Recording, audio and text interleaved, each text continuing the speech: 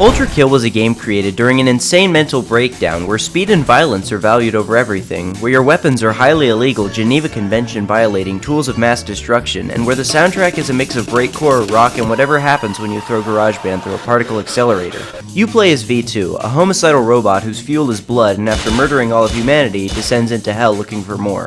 Along the way you'll encounter many foes, such as Ringo and his brother Bingo, Gianni Matragrano, and your ex-wife who still refuses to pay child support. So get ready for a life-changing journey filled with blood, metal, and a surprising amount of domestic violence. This is Ultrakill.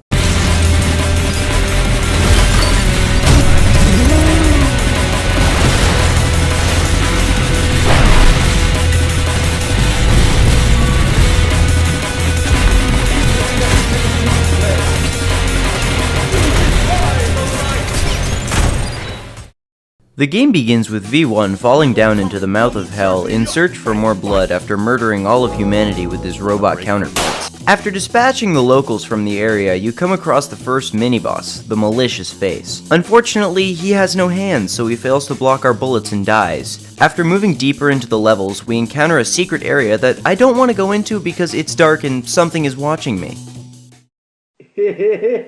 We continue our travels until we reach the gates of Limbo and meet the two guardians, Ringo and Bingo, both of whom are professional dodgeball players. After sending them to the great beyond, the gates open and we journey into the first level of hell. We arrive in Limbo, or better known as God's waiting room, where all of the world's lawyers and Disney adults are sent after death. We also encounter several new enemies, including drones influenced by the doctrine of Emperor Hirohito, gas station weed, and the street cleaners who can now dodge our projectiles.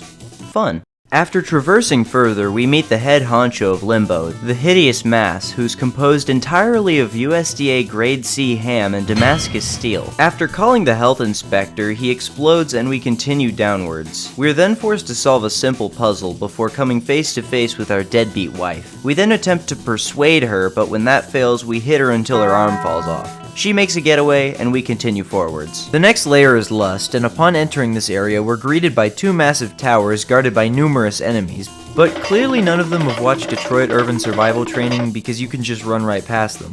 After traversing what seems to be a giant series of tubes, we come across a water level with a series of mysterious electrical boxes. Upon breaking all of these boxes, the water will drain and reveal a secret area, and in this area is something you would truly never expect.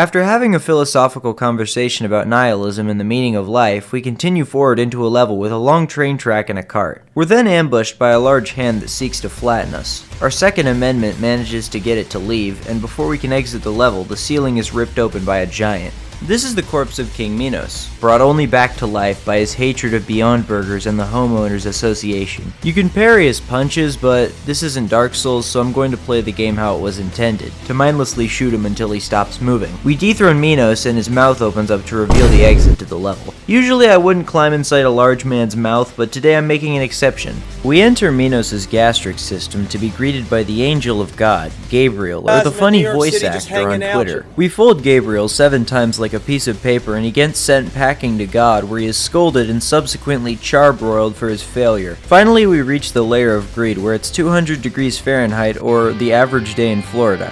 We unlock the ability to dual wield with a power-up, allowing for twice the carnage and twice the amount of horrific demon screaming. Upon reaching the end of this level section, we encounter the next boss, the Insurrectionist, who looks like someone took a big bite out of him. We curb stomp him, then find an empty pack of Newports, a sure sign our ex-wife is nearby. Sure enough, she sits waiting for us in her apartment, where she visibly dangles the child support check she owes us. Like any deadbeat parent, she runs away once again, but this time, we're not letting her escape.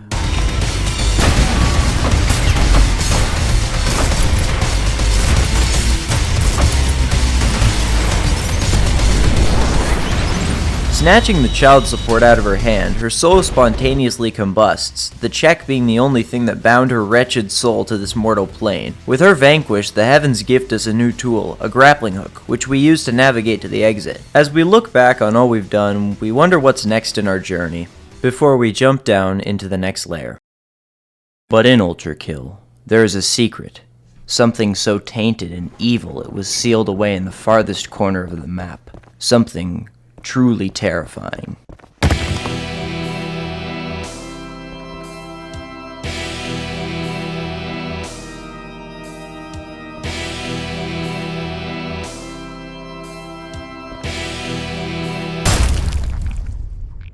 Oh, never mind. Guess it wasn't that bad.